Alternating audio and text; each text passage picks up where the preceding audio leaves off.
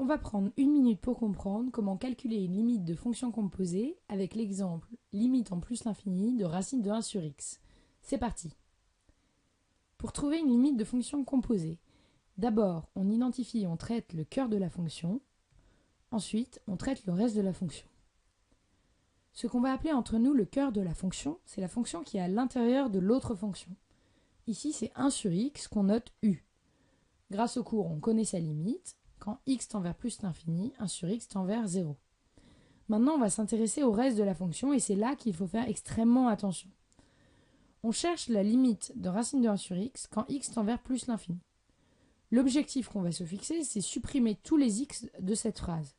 Donc on cherche la limite de racine de 1 sur x, c'est racine de u, quand x tend vers plus l'infini. Or, on sait que quand x tend vers plus l'infini, u de x tend vers 0. Donc on cherche la limite de racine de u quand u tend vers 0.